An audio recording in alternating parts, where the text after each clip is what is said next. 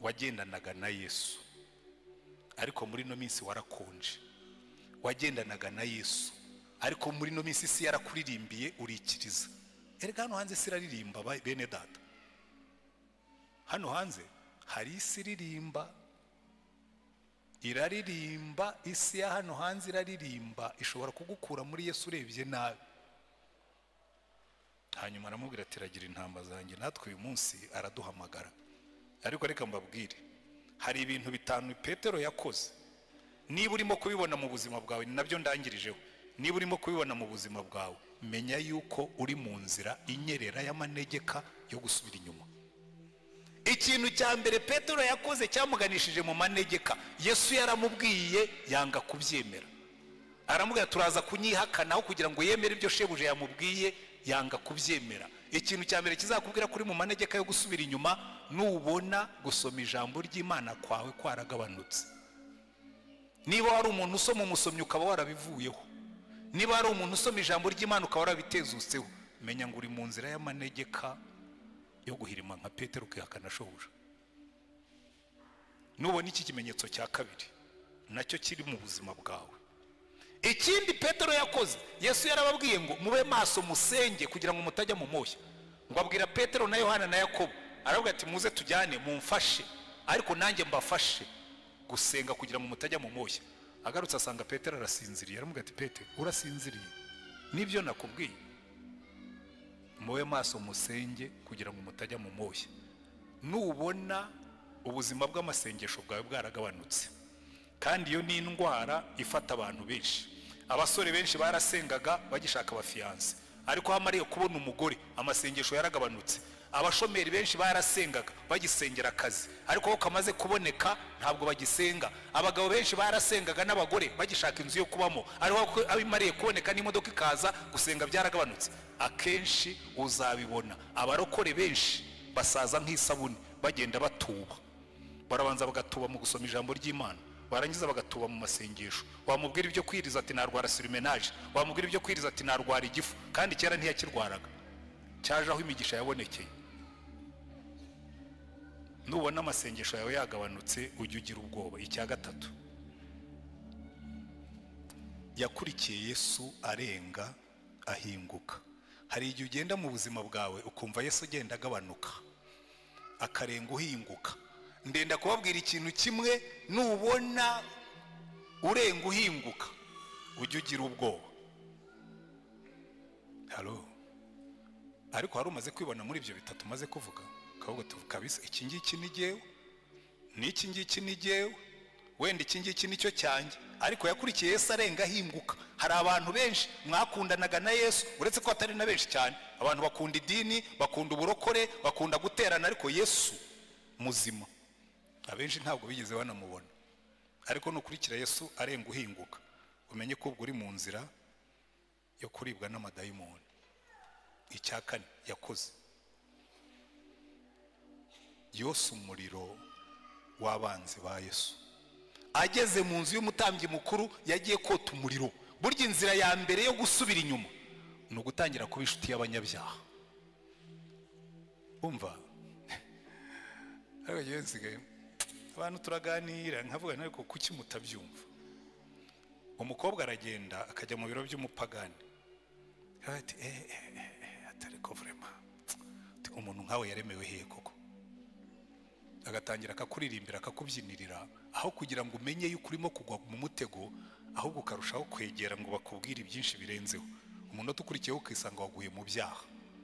Ntuzote umuriro w'umupagani, cyane cyane iyo uri umugore. Abakobwa wenda ashobora kubyumva bavuga ati ariko savuga ngo iki, umuntu w'umusaza ungana nkanjye abishuti inkumi ingana nturiya, ufite ubukene bugeze ahantu wigurisha udufaranga tw'amanjwe.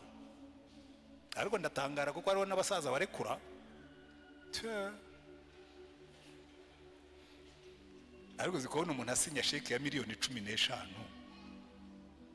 Hari abantu babonye amafaranga babona nayo gupfusha ubusa. Agasinya miliyoni 15 akazi umuntu nta kindi kintu uretse gusa kumubona ari inzobe cyangwa asa neza. Ariko ibyo si ikibazo kuko abatanga umutungo we. Ariko wowe ubyakira uri murota umuriro umunyabyaha. cyakora niba ushonje warakennye imana yarinaniwe ubwo uzayibwira utumva rero mana nabonye bikunaniye hanyuma nishakira rudosokuru umupira w'ubutabazi. Ariko icyo nenda kubabwira, Petero yose umuriro w'abanyabyaha. Abantu benshi murimo urota imiriro y'abanyabyaha, ukicarana n'abantu bakubwira iby'ibyaha bikakuryohera, ukabikunda, ukabijyamo, ukisanga abagabo barimo barawota, abagore barimo barawota, abakobwa barimo barawota. Uyu muriro w'abanyabyaha murimo kota uzavamo kwihakana Imana. Erige wakoze ibyaha bakoze ibyaha. Hanyuma icyanyuma yakoze yanze gutanga ubuhamya. Buri ikintu kizagukiza umuriro w'abanyabyaha no gutanga ubuhamya. Niwicarana n'abanyabyaha ujye ubanza umuha ubuhamya. Umuntu natangira kukubwira ati ndagukunda ujye umubwira cyane cyane n'ubura umugore rwose. Kirimo kumbabaza muri iyi minsi n'abagore, kuko ingo nyinshi zirimo zirasenyuka kandi harimo iyo element y'ibyaha. Umuntu utangiye kukubwira ujye umwereka impeta umubwira utumva rero genda umugore ufite umugabo, icyo ni kimwe. Icya kabiri ndi umugore wiyubaha, ariko icya gatatu kurutaho nubaha Yesu kandi ahaduhagaze arimo arandeba. Tanga ubuhamya bwawe. Petero baramubwira ati ariko wa mugabo we ntabwo wari uri hamwe n'uriya mugabo. Bari bamuhaye okaziyo nziza yo gutanga ubuhamya. Umuntu natangira kukuzanaho ibyaha ujye umenya ko guhaye okaziyo nziza yo kumuha ubuhamya. Umuntu natangira kukubwira ibintu by'ibyaha ubonye okaziyo nziza yo kumubwira uri we. Umuntu natangira kukubwira ibintu bitari byo ubonye okaziyo nziza yo kumubwira Yesu n'ibyo Yesu akora mu buzima bwawe. Ariko kubera ko dukunda gushimwa n'abantu no gukundwa n'abantu cyangwa se n'ibintu, dutakaza umwanya wo gutanga ubuhamya. Ibi bintu bitanu nubibona mu buzima bwawe uzamenye kuri mu nzira yo kugwa. Icya mbere, nubona urukundo rw'ijambo ry'Imana rwaracogoye muri wowe, ushyireho tiko uvuge ngo ahangaha ubwo ntakirya ngiye kugira intege nke. Nubona igihe cyawe cyo gusenga cyaragabanutse uvuge utubu noneho ndagiye, bibiri byapfuye. Nubona usigaye ukurikira Yesu arenga uhinguka ukajya wumva ibintu by'Imana bitakigufata cyane, shyiraho tiko uvuge ngo ndagiye. Nubona usigaye uryoherwa no kujya kuri WhatsApp ukohereza inzenya zitagira umumaro, ukohereza inzenya zinavuguruza, ari ibintu byatumariye abantu. Inzenya z'ibyaha ziri kuri WhatsApp, ziri kuri YouTube, umuntu akicara agaseka, uraseka urimo kota umuriro w'abanyabyaha. Ibyo wariye nibyo usa nabyo. Hanyuma nubona utakigira ishyaka ryo gutanga ubuhamya, ubundi abarokore batangwa no gutanga ubuhamya, uzamenye ngo buriya ibyanjye bishobora kuba biri, ariko uzibikira ijambo. Yesu ari muri business yo kugarura abantu mu nzira. Wenda nawe uyu munsi arimo araguhamagara, arakubwira ngo ibuka aho wavuye ukagwa, wongere ugire urukundo rwa mbere, ugaruke mu nzira. Hanyuma niza akatubwira twese uko tungana ngo munkurikire, twongere tugendane turi korekore dufatanya agatoki. Iyo abantu bakugiriye nabi, iyo abantu baguhemukiye, hanyuma ukaza kubona umugisha, ugomba kubanza ukabicaho. Bigeze kureba muri telefone y'umwana umwe, hari handitsemo ngo Mana uzangirire neza kandi ugirire neza n'abanzi banjye, ubahe kurama kugira ngo bazabone umugisha wangiriye neza.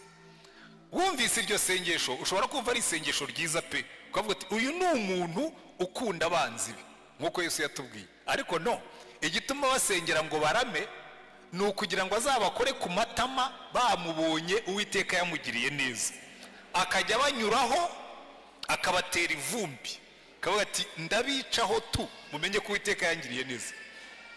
Ariko nimurebe ukuntu Yesu, ibintu Yesu yakoze amaze kuzuka, ntawe yiciyeho. Ntabwo yagiye kwa Kayafa, ntabwo yagiye kwa n'abatambyi bakuru bari bamubambishije, nta nubwo yakoresheje igiterane mu rusengero kugira ngo abayuda bamenye yuko ibyo yababwiraga byari ukuri. Ahubwo imbaraga yazishyize mu kugarura ku murongo abigishwa be. Iminsi 40 yiyereka abigishwa be abagarura mu nzira. Haleluya. Kuko ubundi cyazanye Yesu ku isi ntabwo ari ukwirata ku bantu. Burya nimubona umuntu yirata, ari abantu rimwe na rimwe ureba, niwumva umuntu akuratira diplome akakubwira amashuri yize, akakubwira agakunda na twa tunyuguti bongeraho. Iwacu iri iyo twakuriye baravuga ngo imfizi ngufi ngo zisunga imigina. Hari igihe rero umuntu yisunga umugina kugira ngo agaragare, akavuga ati ariko kuki mutanyita dokita, ntabwo muzi ko nize? Kuki mutanyita reverend? Umupastor mwegeze kutubwira nako kuko twari turi mu ishuri, hanyuma aravuga ati rwose uyu munsi ndumva nsinzwe ko nabigishe. Ndabwira ntariko mujye mwitondera amatitire, kuko titire si kugira uwuriwe. Noneho ariko narabisobanuye cyane, sinshaka kubisobanura cyane hano, ubwo ndavuga nigisha abanyeshuri kuko ni ibintu twari turimo kwiga. Noneho aramanika, bari bafite uburenganzira bwo kumanika. Iyo nigisha jewe n'abanyeshuri bafite uburenganzira bwo kumanika bakabaza cyangwa bakavuga. Arambwira ati reka mbanze nihane, ati mbabwira ikintu mbaturire. Ati umukristo ahirutse kunyandikira, arangura mbwira ngo mwene data kanaka, ati umujinya narakaye watumye ntanamusubiza, anyita mwene data Rutayisire-Antoine. Bangira pastori se ntabwo yabizi, bangira kanoni ntabwo yabyumvise, yagombaga kwandika reverend kanoni.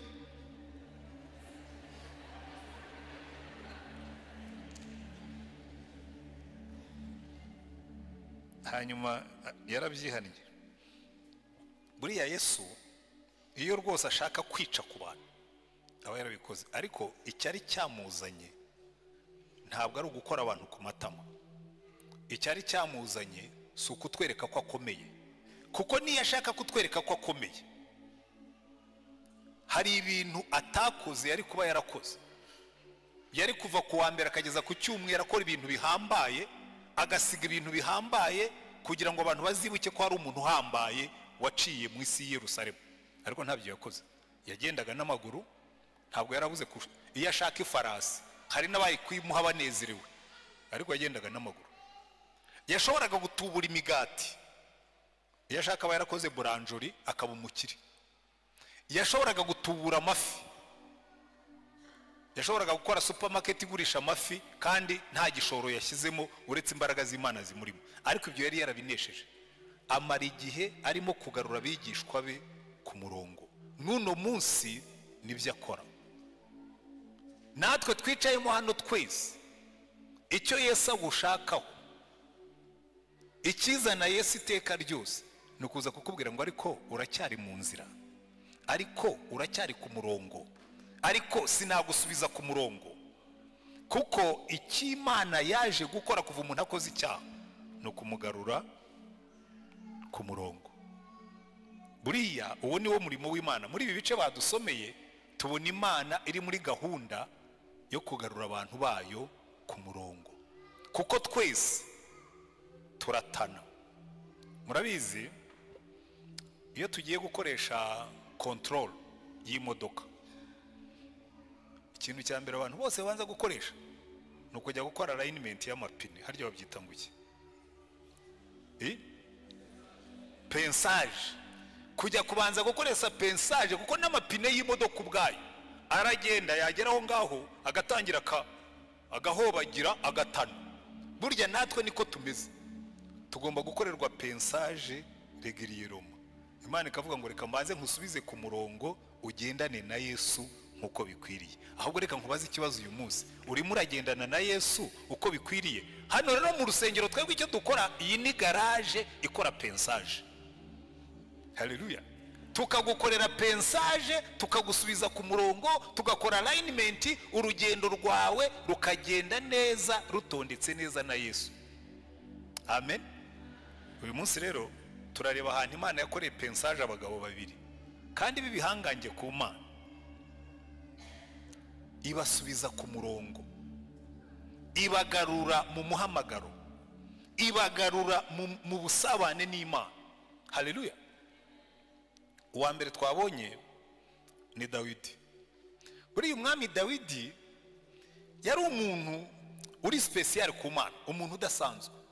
Ijya no kumutoranya yabwiye Samuel, aramubwira ngo genda ujye kwa Yesayi w'i Betelehemu, nabonyeyo umwana. Uyu mwana ni umwana udasanzwe, uyu mwana ni umwana umeze nk'uko umutima wanjye wifuza, a man after my heart. Samweli aragenda ageze kwa Yesayi w'i Betelehemu.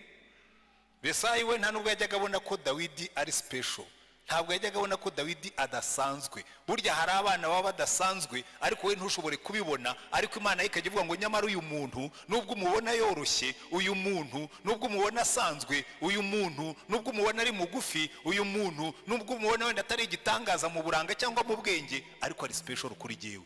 Icyamukundishaga Imana ni iki? Yari afite umutima ukunda Imana, yari afite umutima ushaka Imana, yari afite umutima wumvira Imana. Haleluya.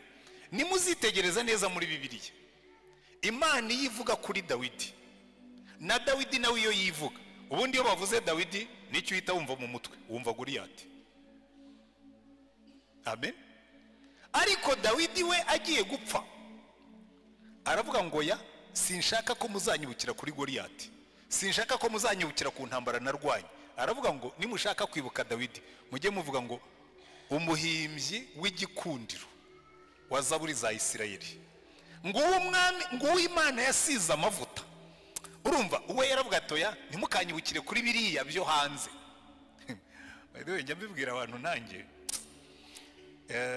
hano mu Giporoso hari abantu duhura kamwe atari ko ntabwo kiba mu Giporoso, nashwe yagiye mu kiruhuko cy'izabukuru, ngo abantu se ko bakivuga ngo hari ngo iremera kwa Rutayisire. Ntabwo nyine iryo ni amakosa y'abantu. Hano ni muri Anglikani y'Iremera, hano ni mu Giporoso, ntabwo ari kwa Rutayisire. Kwa Rutayisire ni mu Rukiri. Ariko abantu baragenda bakakwitirira ibintu by'inyuma. Ubundi nanjye umbajije uru rusengero ryo ntabwo ariko runezeza, nezezwa n'abantu bakijijwe, nezezwa n'abantu bahimbye, kuko ubundi Yesu natunguka mu kirere, ijambo ry'Imana ritubwira ngo ibi byose azabanza ngo abitungeho, niba ari umuriro azashyiramo, niba ari razera azakoresha, ngo ibi byose azabanza bizingazinge abitwike. Hanyuma mubwire ngo rero umwami Yesu ngo ndiremera, ngo twari twarubatse urusengero runini, ati nyine runyereke. None se wamaze kurutwika? Nyine nibyo nakubwiraga, ntugatinde kubizashira, ujye utinda kubitazashira. Kuko muri ino si abantu benshi iyo batureba tugenda bishimira ibimodoka binini dutwaye, ngo musigaye mubona imodoka kana kagendamo, ngo ye aragenda mu kimodoka kinini, ariko mu ijuru ntibamuzi. Kandi icyo kimodoka kinini, believe me, icyo cyo kiranabikwiyerekera. Uzapfe bakujyane Rusororo, rimwe na rimwe nta nubwo kiguherekeza, bagushyira muri korubiyari y'inkodeshanyo, ikimodoka kigasigara mu rugo. Ibigaragarira amaso burya sibyo bifite akamaro.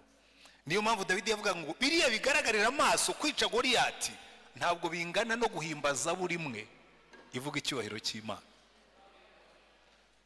Ariko Dawidi, buriya revolution Dawidi yazanye muri Isirayeli no kuririmba zaburi. Kandi murambe babwira, nubona umwami cyangwa umuyobozi, yaba executive, yaba meya, yaba ministre, yaba umusirikare, yaba umudogiteri, yaba umuki, nubona umuntu ufite icyubahiro uririmbira Imana, bakoma amashyi ukamubona ko mu mashyi ko abyemera afishyizemo imbaraga, uzavuge ngo uriya ashobora kuba yarasobanukiwe ikintu abandi batasobanukiwe. Dawidi iyo bavugaga Imana yitereraga hejuru akabyina. Muribuka bazamuye isanduku y'Uwiteka, Dawidi niwe wateraga chorus, abajya imbere arabyina, arataraka. Mikali wamenyereye protokole avuga ati ye baba we dore wa mwami umwami wa Isirayeli aribeyura imbere y'abagaragu n'abaja nk'umuntu wahongwa wa burebure. Aramubwira ati buriya nibeyuraga imbere y'Imana yanjye. Haleluya. Yanguye inyuma y'intama ikangira umwami wa Isirayeli. Haleluya. Ariko bambe abantu Imana izamura mukibagirwa aho yabakuye, nzajya mbaririmbira nk'ikivumvuri. Ubwo iyo mvuze gutyo abanyamugi ntibashobora kubyumva, kereka abantu babaye mu cyaro. Abantu mwaririmbiye ibivumvuri mwamuzi icyo nshaka kuvuga. Twajyaga dufata ikivumvuri tukagitunga ku katsi, hanyuma warangiza ukakizunguza gutya kugira ngo kimere nk'igishaka kuguruka, ugashyiraho umunwa wagiye ngo wow. Ababaye mu cyaro murabyibuka, uwo wari umukino w'abana. Ariko twarakibyiniriraga ukavuga ngo vuga nyamatanga, vuga nzagusubizaho nagukuye. Njya mbwira Imana uzambabarire ntuzansubizaho wanguye, aho wanguye ndahazi ntuzansubizeyo. Ariko buriya abantu mwicayemo hano, Imana ije ikababwira utoke ngiye kukugirira neza ngo usubizaho nagukuye. Mushatse mwajya mushima Imana tuzaho twavuye. Haleluya. Dawidi rero yarabizi agashima Imana, ariko uwo muntu Imana ishima, reka nihute kuko ubwo natangiriye ku ruhande. Uwo muntu Imana ishima, hari umunsi Satani yamuciye muri humye, amwereka umugore ari muri etaje hejuru. Hari abantu ujya numva babeshyera Batisheba, ngo urumva ngo Batisheba, ngo hari nabo njya numva bavuga ngo hari abagore mumeze ngo abakobwa mumeze nka Batisheba, ngo mwambara utuntu tugufi ngo tugakurura amaso y'abagabo. Mbabwiza ukuri, Batisheba yari totally innocent muri kiriya kibazo.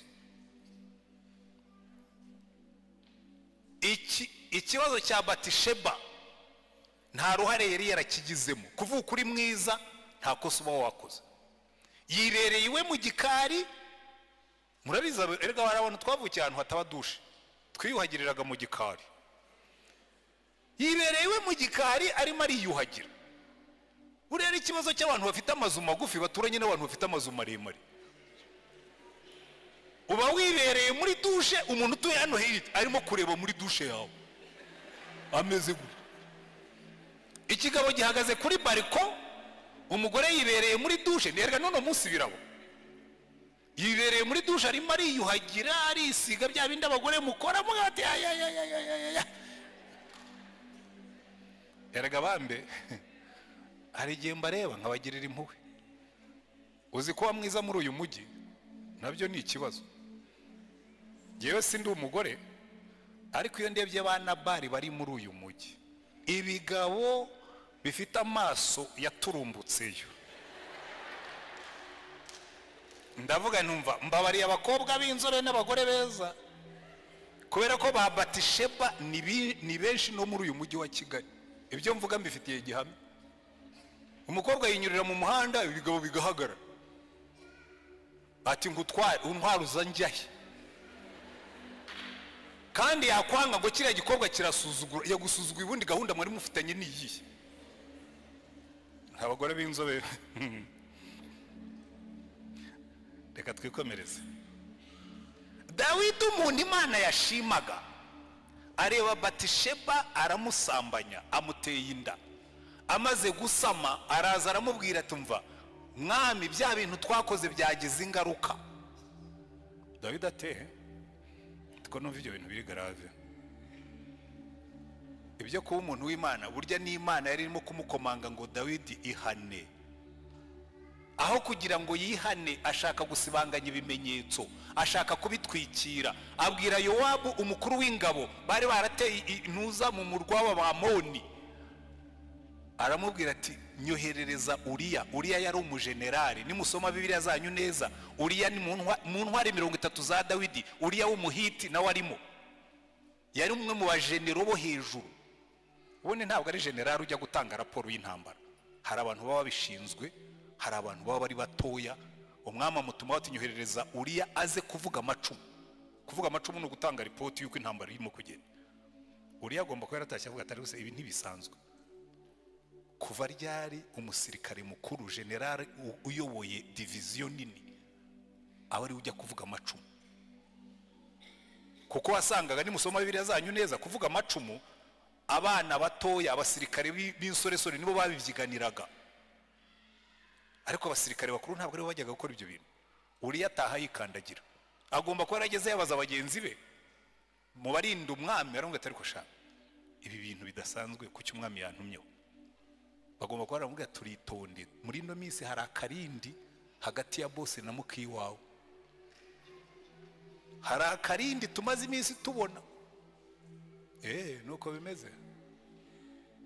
Singiye gusangira umugore na bosi, yanga kujya kuryamiwe. Ariko Dawidi icyo yashakaga gukora, ashaka ko agenda akaryama, yanda ikamwitirirwa.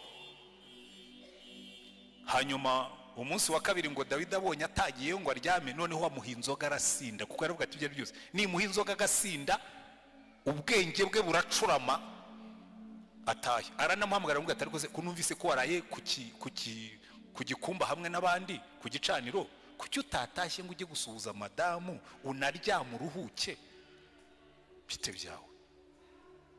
Aramubwira atari rwose Nyagasani, abasirikare nyoboye barimo bararwana n'Abamoni, jewe nitahire njye kwidagadura, njye kubyina, njye kunywa no kuryamana n'umugore, ibyo ntibikaba, Imana yangaye. Ngo aramusindisha, arangije aramubwira ati yataha ujye kuryama. Ngo arataha asubira handi ku gicaniro. Mu gitondo Dawidi amenye ko ataryamye ngo atwikire icyaha cye, yandika urwandiko rw'ibyaha, yandikira Yowabu ati ubu ngubu uriya mumushyira ahantu hakomeye, Abamoni bamutikura apfe. Yowabu agomba kuba aribaje ati habaye iki? Uyu musirikare yapfuye iki na shefu? Amushyira ahantu baramutikura arapfa. Arangije abwira uwaje kuvuga amacumu, noneho utari n'umusirikare mukuru, aramubwira ati ugende ujye kuvuga amacumu ariko ugende wikandagira. Urabizi Dawidi iyo bamwiciye umusirikare amera nk'intare yakomeretse, ashobora kuza kuguhitana kuko uriya numwe mu batoni be. Ariko nubona azamuye umugara umubwire ngo erega mwami na uriya w'umuhiti nawe yapfuye. Yaragiye atanga raporo, amaze kuyiha Dawidi, Dawidi aravuga ngo erega ngo inkota ry'umwe ngo eje ikarya undi. Iryo jambo yavuze ni ry'Imana yamuhanishije, iramubwira ngo ibi bintu wakoze ko wari wasambanye, iyo wihana ntiwongereho icyaha cyo kwica umuntu.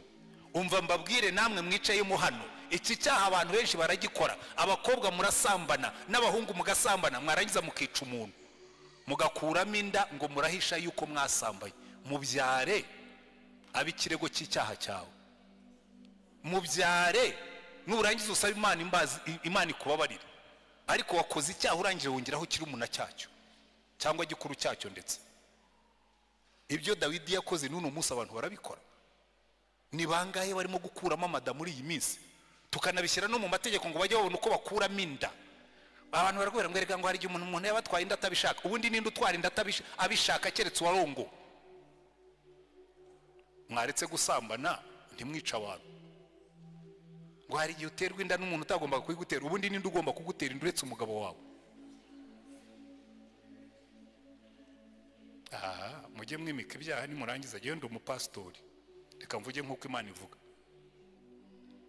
Dawidi amaze kumwica, Imana iraza ibwira Natani ngo genda umbwirire Dawidi ngo ibi bintu wakoze byamubabaje, byababaje Uwiteka, kandi byatumye n'abanzi b'Imana bayituka.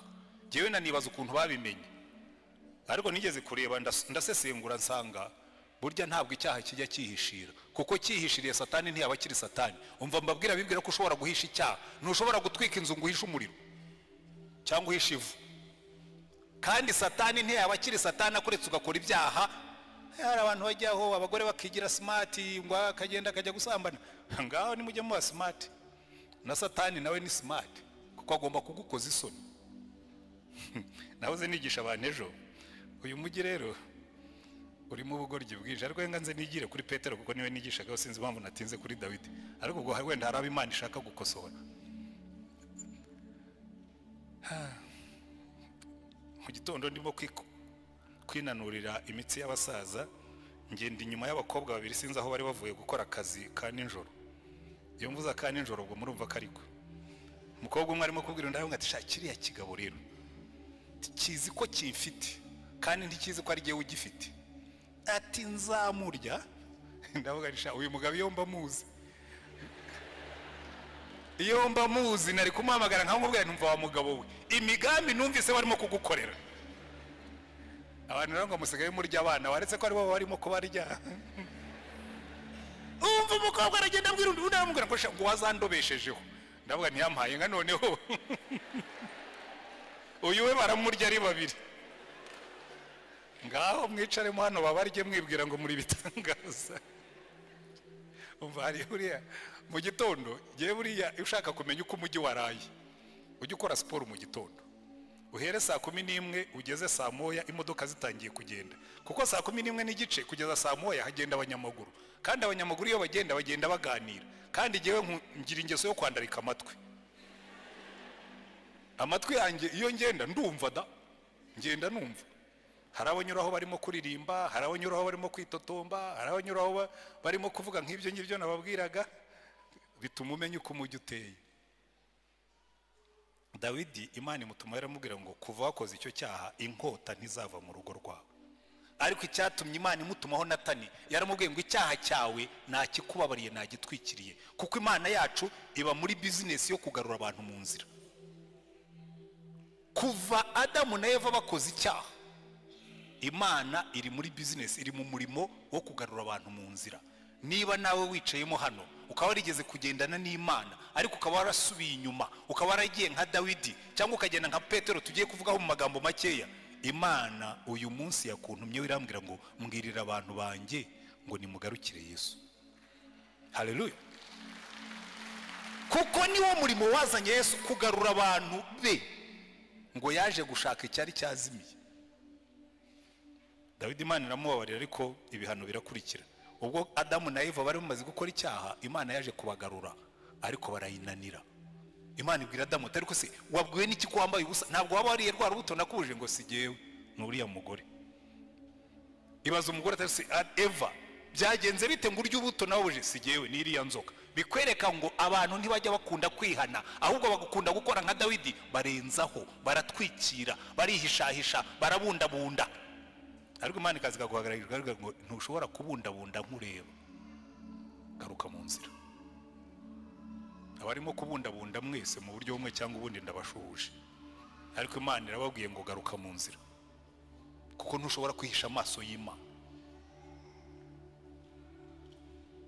Umuntu aragenda akazenya amatara, agakinga urugi, agashyiramo urufunguzo, Imana yo no mu mwijima irareba, iravuga ngo no mu mwijima ibintu byose bigaragara nk'ibiri mu cyo witangaza. Umuntu akagenda, tuzagenda tujye kuraho batatureba, niyo wajya Dubai uzasanga Imana ariho igutegerereje, ntaho uzihisha amaso y'Uwiteka. Yego ibyo mbabwira bifite reference.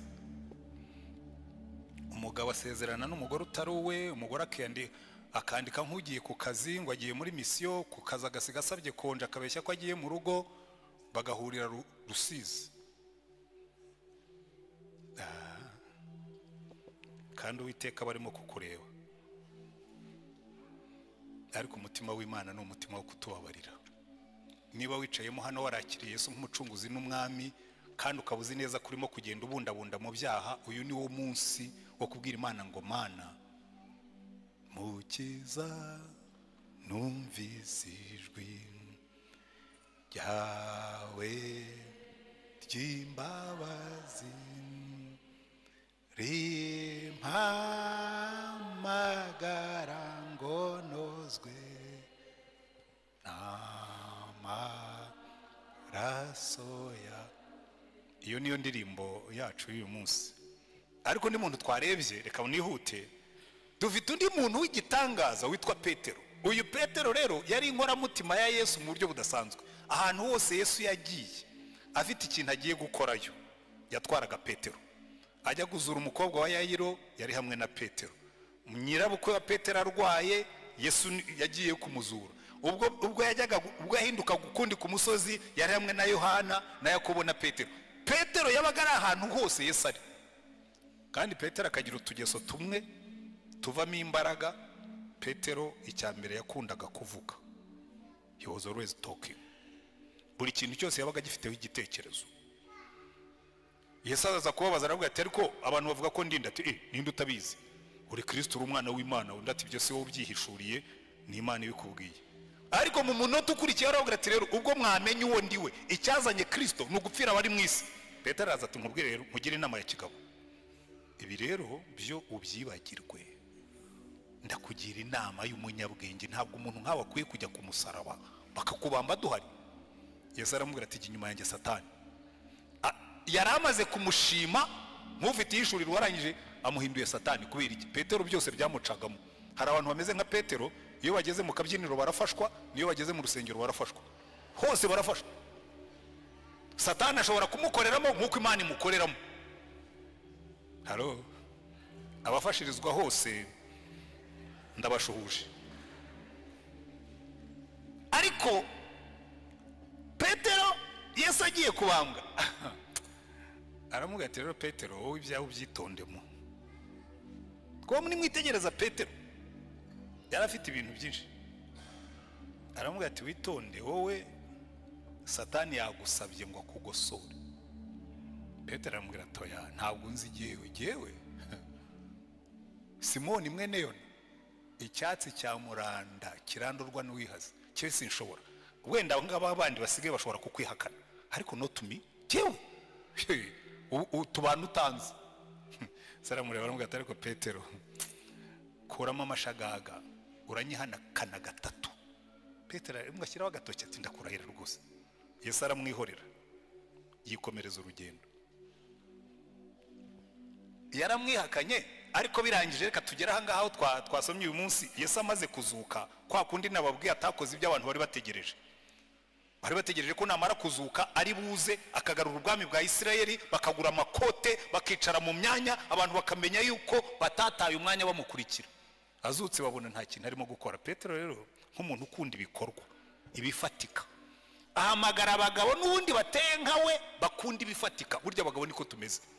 Nuhamagara amasengesho abagabo ntibazaza, nuhamagara muri fundraising bazaza ari benshi, kuko abagabo twe dukunda ibintu birimo imbaraga bigaragaza ko turi abagabo nyine. Hanyuma Petero abwira Yohana na Yakobo bene Zebedayo, abagabo babiri bakunda kuba active. Basanze umugabo yirukana amadayimoni mu izina rya Yesu, baramwe tubasha kubuta dukurikira silence ambaraga pfukamunwa kandi ntuzongere kuvuga muri iryo zina. Baca mu mudugudu w'Abasamariya banze kubacumbikira, babwira Yesu bati twemerere tumanura inkuba n'imirabyo n'umuriro tubatwike. Saravuga ati ariko saba bene Zebedayo muratwika abantu. Undi munsi baramubwira ati ariko nugera mu bwami bwawe ndashaka ko Yohana azicara ibumoso nanjye nkicara iburyo, tukajya abantu batubona nyine bakamenya yuko Yesu aravuga izo ambisiyo zanyu. Nabo bari bahari. Hari abagabo b'ibitekerezo rero, ubitwa Toma wafataga ibifatika. Yesu yazutse baramubwira ati Toma Yesu yazutse, aravuga ati mva mujye munkuraho amarangamutima nk'ay'abagore, jyewe nemera ibyo mbona. Mumubwire niba yazutse azanyiyereke nshyire ikiganza mu rubavu anyereke n'inkovu mu biganza. Hari abantu rero duteye dutyo, nanjye jyewe nkunda ibifatika ndi umuntu wa Toma. Numbwira ngo kwizera kurakora banza ubikore mbibone. Wimbwira ngo wazuye umuntu Tanzania muzuri Kigali nanjye mubone wamuzuye. Cyo nshaka ibintu bifatika. Na Toma yarahari. Hari n'undi mugabo w'umusesenguzi witwa Natanayeli. Baramubwiye ati rega twabonye Mesiya. Ariko se mwebwe mugira ubwenge, hari icyiza cya Nazareti. Murambwira ngo mwabonye Mesiya uvi Nazareti. Baramubwira ati ariko ngwino urebe. Ariko yaraje abonye Yesu. Yesu aramureba aramubwira turabizi wenda kwemera cyane, uri umuyuda utigira mu buhendanye. Ati yewe uranzi? Ati ntakumenya se uri munsi y'igiti cy'umutini nakurebaga. Sinzi icyo yari yahakoze, ariko kuva Yesu yarabizi yaramubwira tumva kubuza ibyo nakoze munsi y'igiti cy'umutini uri umwana w'Imana. Hari ibintu umuntu akora yiherereye. Jewe njya nkeka ibintu bibiri, so atashobora kuba yarahasenze isengesho cyangwa ashobora kuba yarakoze ibindi umuntu akenera gukora abandi batamureba. Sinzi kimwe muri ibyo ngibyo cyo yari yakoze. Icyo nzi ni kimwe, kuba Yesu abizi byamwemeje ko ari umwana w'Imana. Na Nataneli yarahari. Aba bagabo rero buriya baragoye cyane. Petero aravuga ati ariko murabona ibintu by'uyu mugabo bisobanuka? Tugiye nisubiriye kuroba. Baterega natwe turajyana.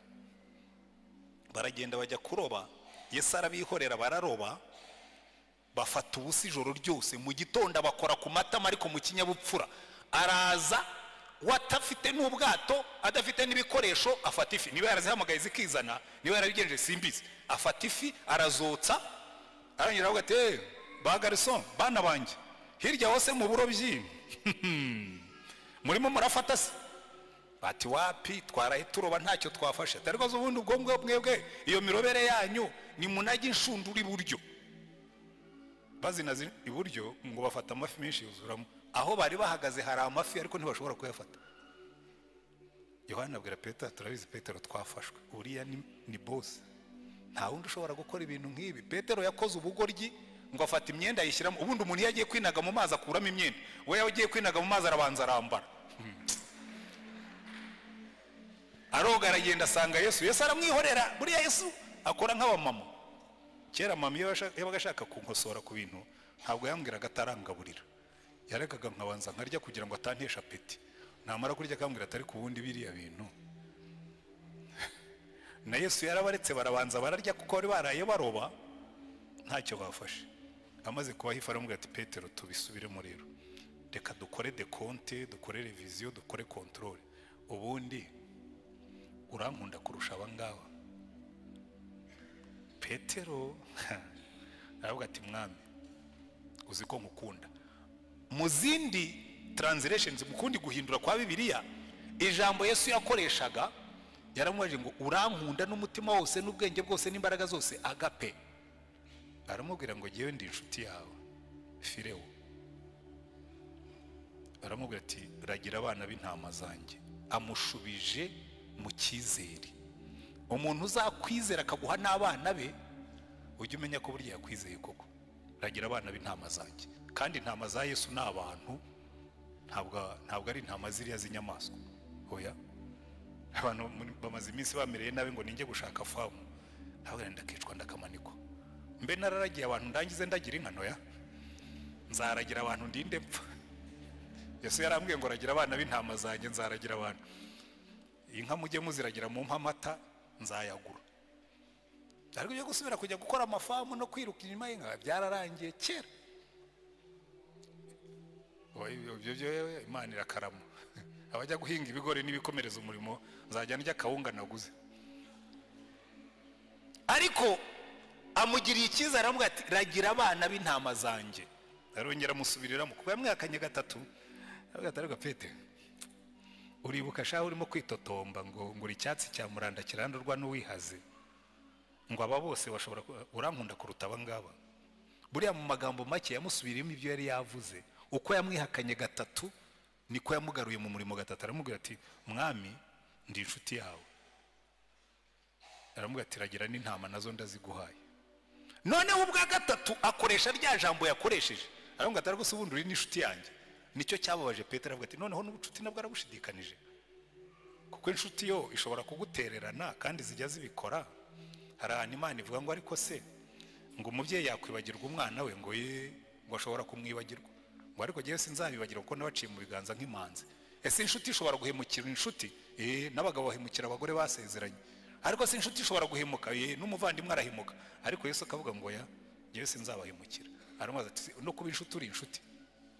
Ngo Petero arababara aramubwira ngo mwami umenya byose, n'ububwa bwanjye urabuzi, ndi ikivangavange, mfitemo urukundo rugukunda ariko mfitemo n'ububwa, mfitemo urukundo rugukunda ariko mfitemo n'ibindi, ariko urabizi neza ndagukunda. Aramubwira ati ragira intama zanjye. Yamwihakanye gatatu amusubiza mu murimo gatatu. Natwe nibyo Imana yiteguye kudukorera uyu munsi. Wenda wicayemo hano wagendanaga na Yesu, ariko muri no minsi warakonje. Wagendanaga na Yesu, ariko muri no minsi isi yarakuririmbiye urikiriza. Erega hano hanze siraririmba bene data. Hano hanze hari isi iririmba, iraririmba. Isi ya hano hanze iraririmba, ishobora kugukura muri Yesu urebye nabi. Hanyuma aramubwira ati ragira intama zanjye. Natwe uyu munsi araduhamagara. Ariko reka mbabwire, hari ibintu bitanu Petero yakoze. Niba urimo kubibona mu buzima bwawe, ni nabyo ndangirijeho. Niba urimo kubibona mu buzima bwawe, menya yuko uri mu nzira inyerera y'amanegeka yo gusubira inyuma. Ikintu cya mbere Petero yakoze cyamuganishije mu manegeka, Yesu yaramubwiye yanga kubyemera. Aramubwira turaza kunyihakanaho kugira ngo yemere ibyo shebuje yamubwiye, yanga kubyemera. Ikintu cya mbere kizakubwira kuri mu manegeka yo gusubira inyuma, nubona gusoma ijambo ry'Imana kwawe kwaragabanutse. Niba wari umuntu usoma umusomyi ukaba warabivuyeho, niba ari umuntu usoma ijambo ry'Imana ukaba warabitezutseho, menya ngo uri mu nzira y'amanegeka yo guhirima nka Petero ukihakana shobuja. Nubona iki kimenyetso cya kabiri, nacyo kiri mu buzima bwawe. Ikindi Petero yakoze, Yesu yarababwiye ngo mube maso musenge kugira ngo mutajya mu moshya. Ngo abwira Petero na Yohana na Yakobo, aravuga ati muze tujyane mumfashe, ariko nanjye mbafashe gusenga kugira ngo mutajya mu moshya. Agarutse asanga Petero arasinziriye. Aramubwira ati Petero urasinziriye? Nibyo nakubwiye. mube maso musenge kugira ngo mutajya mu moshya. Nubona ubuzima bw'amasengesho bwawe bwaragabanutse, kandi iyo ni indwara ifata abantu benshi. Abasore benshi barasengaga bagishaka abafiyanse, ariko hamariye kubona umugore amasengesho yaragabanutse. Abashomeri benshi barasengaga bagisengera akazi, ariko aho kamaze kuboneka ntabwo bagisenga. Abagabo benshi barasengaga n'abagore bagishaka inzu yo kubamo, ariko abimariye kuboneka n'imodoka ikaza, gusenga byaragabanutse. Akenshi uzabibona abarokore benshi basaza nk'isabuni bagenda batuba. Barabanza bagatuba mu gusoma ijambo ry'Imana, barangiza bagatuba mu masengesho. Wamubwira ibyo kwiriza ati narwara sirimenaje, wamubwira ibyo kwiriza ati narwara igifu, kandi kera ntiyakirwaraga. Cyaje aho imigisha yabonekeye. Nubona amasengesho yawe yagabanutse ujye ugira ubwoba. Icya gatatu, yakurikiye Yesu arenga ahinguka. Hari igihe ugenda mu buzima bwawe ukumva Yesu agenda agabanuka akarenga uhinguka. Ndenda kubabwira ikintu kimwe, nubona urenga uhinguka ujye ugira ubwoba. Halo, ariko hari umaze kwibona muri ibyo bitatu maze kuvuga, kavuga kabisa iki ngiki ni jyewe, n'iki ngiki ni jyewe, wenda iki ngiki nicyo cyanjye. Ariko yakurikiye Yesu arenga ahinguka. Hari abantu benshi mwakundanaga na Yesu, uretse ko atari na benshi cyane. Abantu bakunda idini, bakunda uburokore, bakunda guterana, ariko Yesu muzima abenshi ntabwo bigeze banamubona. Ariko nukurikira Yesu arenga uhinguka, umenye ko ubwo uri mu nzira yo kuribwa n'amadayimoni. Icya kane yakoze, yose umuriro w'abanzi ba Yesu. Ageze mu nzu y'umutambyi mukuru yagiye kota umuriro. Burya inzira ya mbere yo gusubira inyuma ni ugutangira kuba inshuti y'abanyabyaha. Umva, ariko yewe nsigaye abantu turaganira nkavuga ariko kuki mutabyumva. Umukobwa aragenda akajya mu biro by'umupagani, ati atari ko vraiment umuntu nkawe yaremewe hehe koko.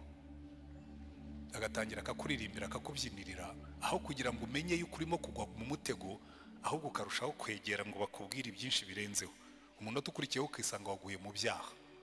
Ntuzote umuriro w'umupagani, cyane cyane iyo uri umugore. Abakobwa wenda ashobora kubyumva bavuga ati ariko savuga ngo iki, umuntu w'umusaza ungana nkanjye abishuti y'inkumi ingana nturiya, ufite ubukene bugeze ahantu wigurisha ukigurisha udufaranga tw'amanjwe. Ariko ndatangara kuko hariho n'abasaza barekura. Ariko zikubona umuntu asinya sheke ya miliyoni 15. Hari abantu babonye amafaranga babona nayo gupfusha ubusa. Agasinya miliyoni 15 akazi umuntu nta kindi kintu uretse gusa kumubona ari inzobe cyangwa asa neza. Ariko ibyo si ikibazo kuko abatanga umutungo we. Ariko wowe ubyakira uri murota umuriro w'umunyabyaha. Icyakora niba ushonje warakennye Imana yarinaniwe, ubwo uzayibwira utumva rero Mana nabonye bikunaniye, hanyuma nishakira rudosokuru umupira w'ubutabazi. Ariko icyo nenda kubabwira, Petero yose umuriro w'abanyabyaha. Abantu benshi murimo urota imiriro y'abanyabyaha, ukicarana n'abantu bakubwira iby'ibyaha bikakuryohera, ukabikunda, ukabijyamo, ukisanga abagabo barimo barawota, abagore barimo barawota, abakobwa barimo barawota. Uyu muriro w'abanyabyaha murimo kota uzavamo kwihakana Imana. Ergiyo wakoze ibyaha bakoze ibyaha. Hanyuma icyanyuma yakoze, yanze gutanga ubuhamya. Buri ikintu kizagukiza umuriro w'abanyabyaha no gutanga ubuhamya. Niwicarana n'abanyabyaha ujye ubanza umuha ubuhamya. Umuntu natangira kukubwira ati ndagukunda ujye umubwira, cyane cyane n'uburi umugore rwose. Kirimo kumbabaza muri iyi minsi n'abagore, kuko ingo nyinshi zirimo zirasenyuka kandi harimo iyo element y'ibyaha. Umuntu utangiye kukubwira ujye umwereka impeta, umubwira utumva rero genda umugore ufite umugabo, icyo ni kimwe. Icya kabiri ndi umugore wiyubaha, ariko icya gatatu kurutaho nubaha Yesu kandi ahaduhagaze arimo arandeba. Tanga ubuhamya bwawe. Petero baramubwira ati ariko wa mugabo we ntabwo wari uri hamwe n'uriya mugabo. Bari bamuhaye okaziyo nziza yo gutanga ubuhamya. Umuntu natangira kukuzanaho ibyaha ujye umenya ko guhaye okaziyo nziza yo kumuha ubuhamya. Umuntu natangira kukubwira ibintu by'ibyaha ubonye okaziyo nziza yo kumubwira uri we. Umuntu natangira kukubwira ibintu bitari byo ubonye okaziyo nziza yo kumubwira Yesu n'ibyo Yesu akora mu buzima bwawe. Ariko kubera ko dukunda gushimwa n'abantu, no gukundwa n'abantu cyangwa se n'ibintu, dutakaza umwanya wo gutanga ubuhamya. Ibi bintu bitanu nubibona mu buzima bwawe, uzamenye kuri mu nzira yo kugwa. Icyambere, nubona urukundo rw'ijambo ry'Imana rwaracogoye muri wowe, ushyireho tiko uvuge ngo ahangaha ubwo ntakirya ngiye kugira intege nke. Nubona igihe cyawe cyo gusenga cyaragabanutse, uvuge utubu noneho ndagiye, bibiri byapfuye. Nubona usigaye ukurikira Yesu arenga uhinguka, ukajya wumva ibintu by'Imana bitakigufata cyane, shyiraho tiko uvuge ngo ndagiye. Nubona usigaye uryoherwa no kujya kuri WhatsApp ukohereza inzenya zitagira umumaro, ukohereza inzenya zinavuguruza, hari ibintu byatumariye abantu.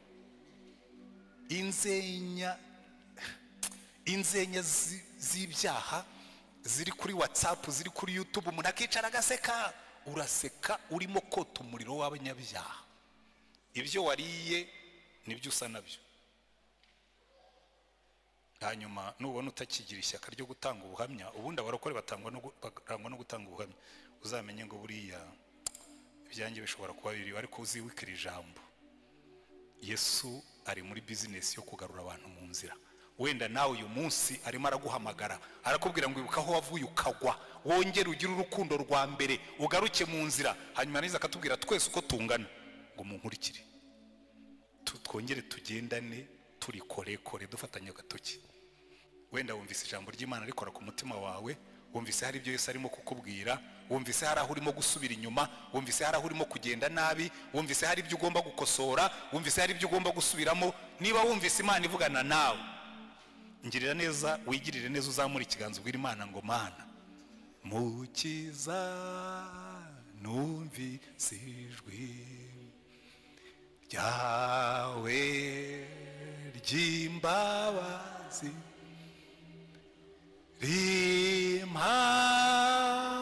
rimpamagara ngo nozwe n'amaraso ya nditabye Yesu, ndaje Mukiza, amaraso wavuye anyoza ntunga. Zamura ikiganza cyawe ugira icyo ubwira Yesu, umubwire ngo ndaje rwose, ibyo ntatunganya nabibonye, ntabwo nshaka gusubira inyuma, ntabwo nshaka yuko uzajya urenga mpinguka, ndambiwe ko umuriro w'abanyabyaha, ndambiwe ko. Turagushimye Mwami Yesu, ibi biganza byose bizamutse imbere yawe, ni abantu bemera yuko bumvise ijwi ryawe. Rambura ikiganza cyawe ufate buri muntu aho ngaho yakweretse, umusubizemo imbaraga, kuko nicyo cyakuzanye hano mu isi. Warajuja gusaka icyari cyazimiye, warajuja gushaka abari bafite intege nke ngo basubizemo imbaraga, warajuja gushaka abari batangiye kuyoba kugira ngo bagarure mu nzira. Uko washatse Petero niko natwe urimo kudushaka, kandi urangije uratubwira ngo nzabaha imbaraga mu bagabo kumpamya. Reka imbaraga zawe zimanuke kandi ufate abo bantu bose ubeze, numara kubeza ubuzuza imbaraga, bahesha izina ryawe icyubahiro kandi bahe umugisha mu murimo wawe, mu izina ryawe Umwami wacu Yesu Kristo, amen. Imana ibahe umugisha.